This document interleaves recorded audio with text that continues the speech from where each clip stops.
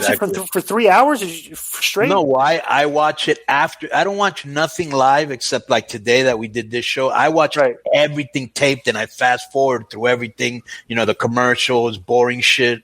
You know what I'm saying? It's very hard for me to watch, you know, any show that long time. You know what I'm saying? Yeah, tonight's way easier because not only is it only 2 hours, but you can flip them if you don't want to see. Right. That's the only thing that makes it fun. I can flip it and I'm actually reading at the same time. So I'm multitasking, you know. But to sit through that is fucking dreadful. But there's some things that stood out. Let's go through it real quick, and I'll tell you what stood out, what didn't. It won't be a long thing. So Orton opened up with the promo. How was it? Good promo. Orton's been killing it with the promos. Yeah, now he's basically directing all his venom at Drew McIntyre. Okay, so they built good Orton promo. Good promo. And Orton's obviously, like in the fans' eyes, the number one contender for the title right now. Right, and he's great because he looks the part. He's feeling confident. He's kind of like revitalized again. You know what I'm saying?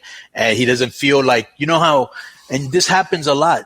You know how there was a point where you were like tired of just seeing him because he was on TV every fucking week, not really meaning anything. You know, he doesn't feel old anymore. You know what I'm saying? Like, yeah, he feels fresh. And then they had Nia Jax come out, who I'm not a big fan of her promos. I'm not a big fan of her work. I'm just not a big fan of hers. But I did like the fact that they had Shayna Baszler come out and confront her, but their physicality outside wasn't that good. Later on, they had a match which only went like 45 seconds, and her physicality isn't that good. She's kind of clumsy. Right. You know what I'm saying? Yeah. So so they started off with, we still haven't had a match yet. I guess it's sort of a it was two promos. Well, as a matter of fact, when Randy Orton was going back, she was coming out. Okay. So the Street Profits got attacked by Andrade and Garza, right? Right. All right. So then the Viking Raiders versus Andrade and Garza versus Ricochet and Cedric Alexander for a shot at the Raw Tag Titles at SummerSlam. Interesting. So what happened? That was a good match, and at the end, Andrade and Garza won, so they're going to SummerSlam for the titles. Okay, and then that's when after that they had the Nia Jax Shayna Baszler match, right? And that was short. That was quick. So they had physicality and a match? No match. They just fucking went in there, went outside. They had like a count out. It was earlier though. Didn't they have a little bit of physicality? Yeah, up in the ring, where referees came out and they threw the refs, but it didn't look that great, bro. It looked better when they were throwing around the refs, but their physicality with each other did not look that good. Because, like I said, Asuka's very clumsy, and I think Shayna wasn't really laying it in like she usually does. Nia is very clumsy. Yeah, Nia is very clumsy, and the other ones are really laying it in like she usually does. Interesting. You gotta lay it you gotta lay it. If you're going against somebody bigger than you, you gotta lay it in. If you're smaller. Yeah. She's a shoot fighter too. She should lay that shit against a big girl, you know? Like you're gonna hurt her. So then they had a backstage segment with Seth Rollins. Was he in his Messiah mode again? Yeah, he was in his Messiah mode. He's a little bit better. Just, the material they give him is so cheesy and stupid. He's just doing the best he can, but he's a lot better to deal with than he was at the beginning. This is an interesting little tidbit I see here. It says, I guess they cut to this. Mark Henry was shown talking with a smiling Ruby Riott and smiling Bianca Belair. But you don't hear him saying anything. He's like talking to them. They're just smiling at him. So motherfucker could be saying, hey, I got the drinks in the hotel lobby. Who knows? But, what are they smiling Come in my room. About? Come in my room. I got some smoke. I got right. At least let us in on what's going beer. On. Right. I got some smoke. Yeah. I got right. And they're smiling, right? Yeah. So that was another one of his weird promos. Who? Rollins. Yeah, because he's actually done a good job of getting into this persona, and he's not as annoying as before. But the material is just so cringeworthy. Oh, Dominic's gonna come here. I'm not gonna do him any harm. It just sounds very bullshit. Right. So then like, Dom comes out. How is this? So he basically told Dominic. He basically, he has his arms out like, he's a savior. He's like, come to me. I will not harm you. Bro, Dominic beat the shit out of him. Then they got a little bit of heat on him, and then he got a kendo stick. I don't know from where, and he wore that kendo stick out. Oh, so he got his shit in. Bro, he got his shit in. He beat the fuck out of Seth and the other guy's name, Buddy Rollins or whatever the fuck his name is. Right. He wore them out. And that was a good little segment. Yeah. Alistar Black was in this too? I think Alistar Black might have come out at the end. I'm not sure. I don't remember. Well, he got beat up, it sounds like here.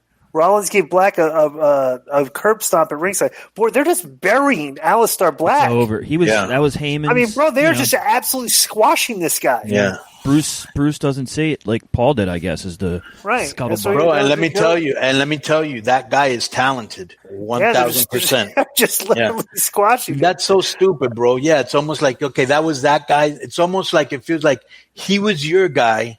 He's not my guy, so I'm going to bury him. No, motherfucker, you both work in WWE. Right. He's your guy. Yeah. You're supposed to do the best you can with him, not bury him because somebody else put him over. And that type of stupid politics is the type of shit why people hate their fucking show sometimes. You know what I'm saying? Because the guy's talented, bro. And here's another thing. You're not going to believe he can actually cut a promo. I'm telling you. Let me give you another thing here too. Yeah, brother, the ratings are dropping every week. Like every week, it's like the lowest ever. Yeah, it's like, dude, you don't need to be devaluing anybody on this show right now, right? You know, because like if this guy just buried, people are just going to turn it off when he comes on because he's going to keep getting buried. Or putting stuff that you already know Orton's going to beat Show, so that's not a big deal. You already know that this guy's going to beat fucking Ziggler 3 weeks in a row, so that's not a big deal. So why would people tune in?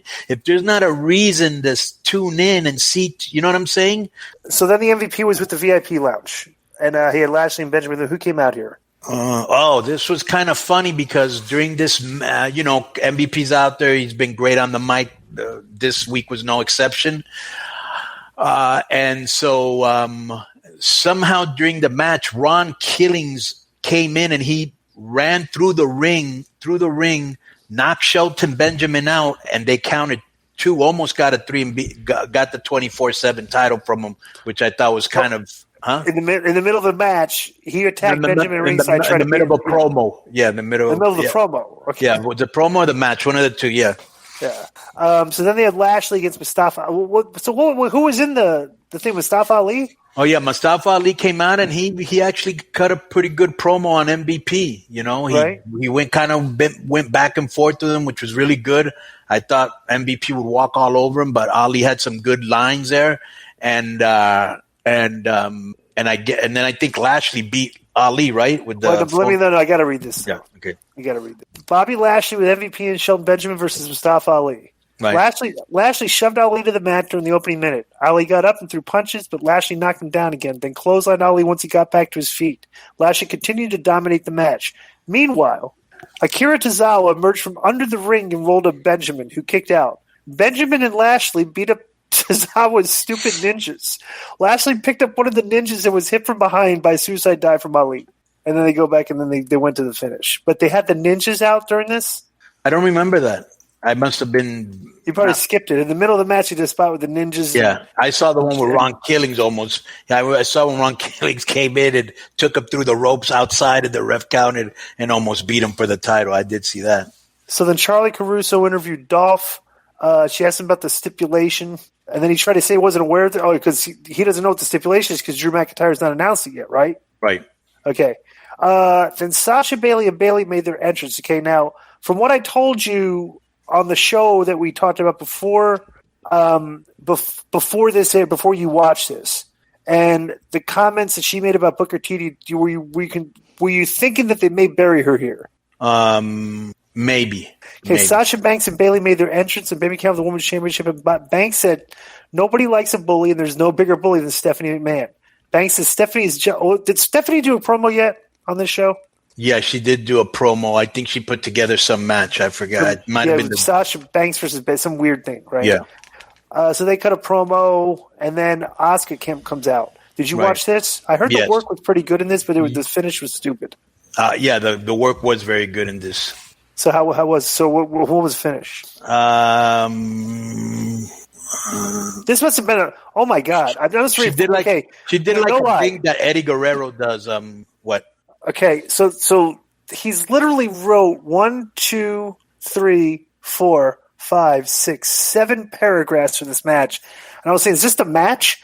Sasha Banks defeated Asuka via count out in 19 minutes and 30 seconds. Oh, I remember what it was. She was beating up I think Bailey was beating up her friend backstage. Oh, okay. So this is how Alvarez described it. So for some ridiculous situation, they made this like they made Asuka fight for the champ for the belt here, right? Right. And in the middle of the match, or near the end of the match, they show what's her name being kicked in the back, and Bailey wasn't even really doing a lot of damage to her, supposedly what they were said. And Asuka basically had to decide whether or not to get counted out or go back to or releasing her submission, right, and then go in to help her friend, right, which turned out to be a pretty stupid move, right? Right. Well, okay. She got counted out, basically. Right, she got counted out, and then I guess they said they're like they didn't just give her back the belt; they're holding the belt up because even though she got counted out, she didn't win the match. But like if she got counted out, she's not supposed to lose the belt, right? Yep. Yeah. So next up was Murphy versus Humberto Carrillo. Right. And Murphy was there anything going on in this? No, but it was a good little match because they're both good workers, but typical guys trying to fit in 10 pounds in a 5-pound bag, but it was good. Okay, so I'm reading this again. Drew McIntyre and Mark Henry were shown chatting backstage while Phillips hyped that McIntyre versus Ziggler was next and would be surprised and would be sponsored by a Pizza Shack.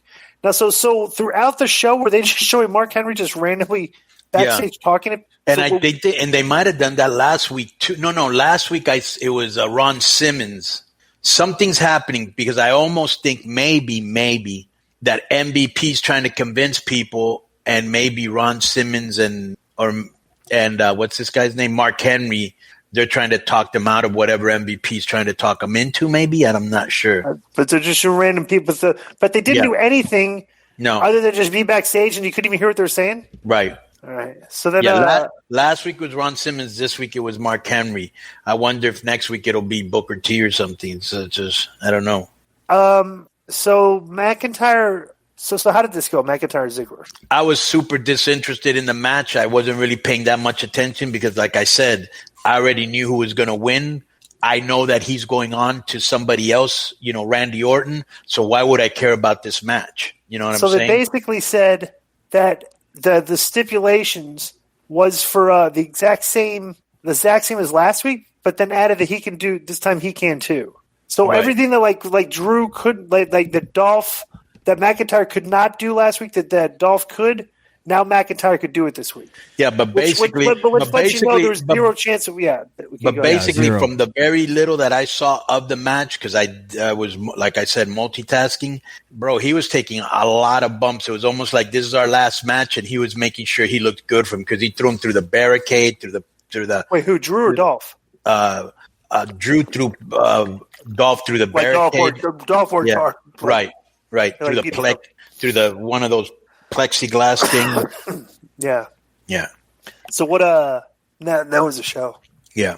I mean, nothing here interested me. Nothing outstanding. I think the most outstanding thing to me was, and only because they're my boys, but the two Latinos going to SummerSlam for the titles because they're very good. The Dominic thing, which was good, and Randy Orton calling out Drew McIntyre. Those were to me the most important things on the show that stood out. Yeah. All right. Well, that's our Raw review. So our Raw review. Enjoy the rest of the show. Boom.